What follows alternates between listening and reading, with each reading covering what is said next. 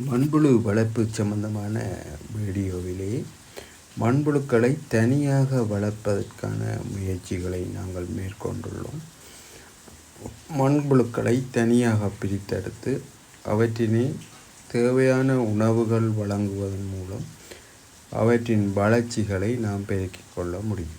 அவற்றிற்கு விருப்பமான உணவுகள் மற்றும் பழங்கள், மரக்கறி கழிவுகள் என்பவற்றை புறம்பாக இட்டு வைப்பதன் மூலம் இந்த மண்புழுக்களின் உற்பத்தியினை அதிகரிக்க முடியும். குறிப்பாக எறும்புகள் மற்றும் பல்லி, பூரான் போன்றவற்றின் தாக்கத்தினால் இவைகளை பிடித்து உண்ணக்கூடும். எனவே இவற்றினை பாதுகாப்பாக வளர்ப்பதற்கு நீங்கள் மண்புழுக்களை திரட்டி அவற்றிற்கு தேவையான உணவுகளை வழங்கி மூடி வைத்து பாதுகாப்பதன் மூலம் அதிகளவான மண்புழுக்களை பெருக்கிக் கொள்ள முடியும். அத்துடன் மண்புழுக்களுக்கு தேவையான உணவுகள் வாழைப்பழம், தயிர் மற்றும் மரக்கறி கழிவுகள் என்பவற்றை சிறு துண்டுகளாக வெட்டி அதன் மூலம் மாட்டுச் சாணம் என்பவற்றையும் காய்ந்த எருக்கள், பச்சை எருக்கள் மற்றும் வெல்லங்கள், தயிர் என்பவற்றை கலந்து வைப்பதன் மூலம் இவற்றின் பெருக்கத்தை நாம் அதிகரித்து கொள்ள முடியும். தற்போது நம்மிடம் விநியோகத்திற்காக மண்புழுக்களை நாங்கள் உற்பத்தி செய்து அவற்றினை பிரித்தெடுத்து தனியாக வளர்ப்பதன் மூலம் வெற்றி கண்டுள்ளோம்.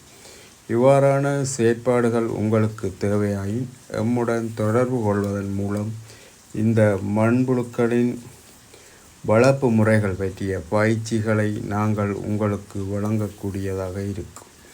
சுமார் 5000 மண்புழுக்கள் வரை நாம் இவ்வாறு வளர்த்து வெற்றி கண்டுள்ளோம். இந்த செயல்முறைகளை நீங்களும் பின்பற்ற விரும்பினால் எம்முடன் தொடர்பு கொள்ளவும். அவற்றிற்கு தேவையான உணவு, காலநிலை, பாதுகாப்பு என்பவற்றினை கருத்தில் கொண்டு நாம் இவற்றினை வளர்த்து வருகின்றோம்.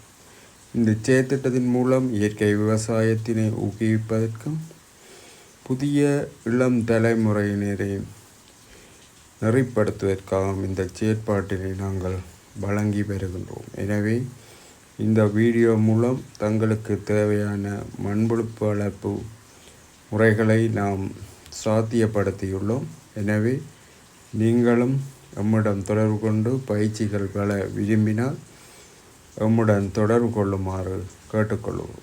மேலும் இந்த வீடியோக்களை பார்த்து ஷேர் செய்வதன் மூலம் உங்கள் நண்பர்களுக்கும் தெரியப்படுத்து. தொட்டிகள் மூலம் வளர்ப்பதில் நாம் வெற்றி கண்டுள்ளோம். நன்றி, வணக்கம்.